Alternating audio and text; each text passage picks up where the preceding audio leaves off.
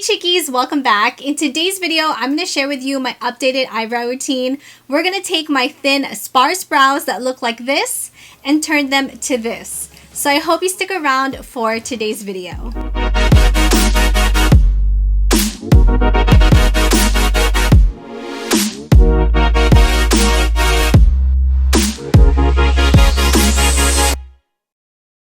If you're new here, I'm Christine. I curate beauty, lifestyle, as well as raw vlogs. I would greatly appreciate it if you'd please subscribe to my channel.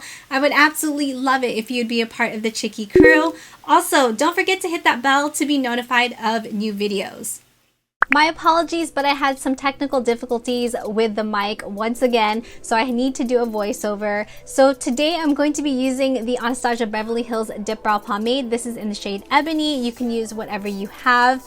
Another good alternative, especially that it's summer if you're looking for a waterproof brow pomade, is the one from Maybelline, the Tattoo Studio. I filmed a whole review on it, which I will link up in the card area. You'll also need an angled brush. This one is from Anastasia Beverly Hills. You're also going to need two different shades of concealer. This one is slightly lighter than my skin tone. It's from Too Faced, and I have another one from Makeup Obsession. This one is a lot lighter. A flat brush, and this is what we'll use to carve out the brows. All products I'm mentioning today will be listed down below in the description box. You'll also need some sort of foundation, BB cream, CC cream. I'm using the one from Maybelline, which I also filmed a whole review on, as well as a damp sponge. Since my brows are super sparse, I like to take whatever foundation I'm using that day and apply just a little bit to each brow and then distribute it with a damp sponge. This will lay a nice base for the brow pomade. Next, I'll take the spoolie and just brush out whatever brow hairs I seem to have. Now, we're going to use the Anastasia Beverly Hills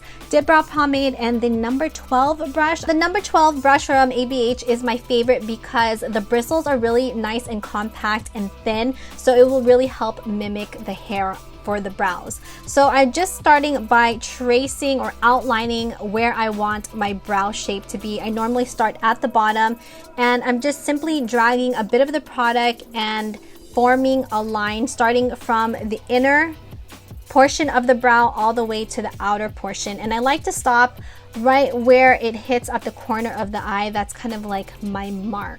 Now, how I determine where I start the brow is by placing either that brush that I'm using right at the tip of my nose, and wherever that lines up, that's where I normally start my brow. Now I'm going to be outlining the upper portion of my brow, and I'm just using a very light hand and small strokes to create this line.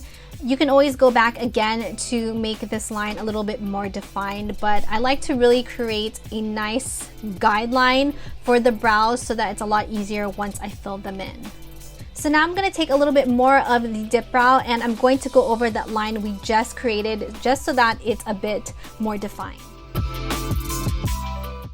To create the look of hair, we're going to pick up a bit more of the dip brow, and I like to start at almost the arch of the brow and create small thin-like hairs.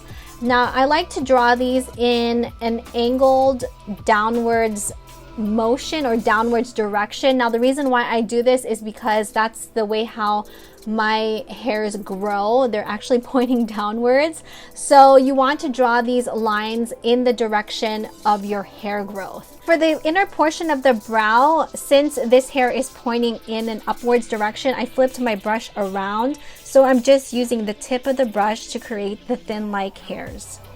I'm going to pick up a bit more of the dip brow and fill in any of those sparse areas or gaps that we may have missed. The trick here is to really just build up the product so that it looks as close as possible like real hair, even though we know it really isn't. You just want to take your time and make your hair-like strokes as thin as possible. To create this inner portion, since I don't have any hair there, I'm actually laying the brush flat so that I can take whatever product is left on the brush, I didn't pick anything else up, and I'm just dragging it inwards so that you get a bit of that fade gradient effect. And then we're going to use the spoolie on the other end to help fade out the inner portion of the brow. A little trick that I like to do is to lay my pinky down on my cheek, and this helps with any handshake that you might have so that it will help keep your hand steady.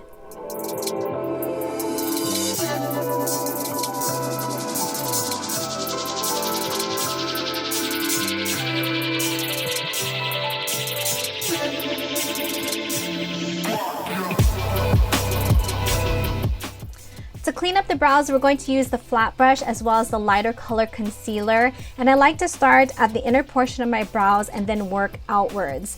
This will really help give us that nice crisp edge for the brow, clean up any mistakes, and then it will also show us maybe other areas where we might need to go back and fill in a bit more.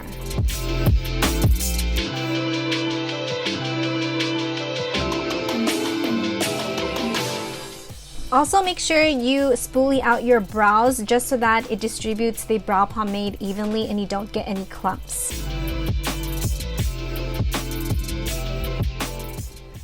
To clean up the inner portion of the brows, I'm using whatever's left on the brush just to give it a nice crisp edge. And then I'm going to use the spoolie to fade it out a bit and then clean it up a bit more with whatever's left on the concealer brush. To carve out the upper portion of my brows, I'm going to use the concealer that's almost my skin tone or just a tad bit lighter, and I'm just going to apply a bit of the concealer and clean up the top portion of the brows, dragging it from the upper portion of the brow all the way to the tail ends. And here are how the brows look after we've filled them all in. So I applied the rest of my makeup and now everything feels complete. I just wanted to also add, if you would like, you can add brow gel to your brows just so that your brow hairs will stay in place. But I found ever since I started applying whatever foundation or CC cream, BB cream I'm using for that day, if I apply it over my brows and then apply the brow pomade, I've noticed that my brow hairs stay in place and I don't need to use a brow gel. So it really just depends on how thin or thick your brows are, but for mine it doesn't need the brow gel and they really do stay in place. It does take me a good 10 to 15 minutes depending on the day, if it's a good or a bad day, but I feel like brows are so important on your face, and without them, I feel completely naked. Now, I have also thought about microblading, however, I haven't jumped on that bandwagon. But for now, this is my updated brow routine. What products are you using for your brow routine? I would love to know. I hope you enjoyed today's video and found it helpful. If you did, please make sure you give this video a like, subscribe if you already haven't to be a part of the Chicky crew. Thank you, Chickies, so much for watching. Have an amazing day, and I will see you in my next video.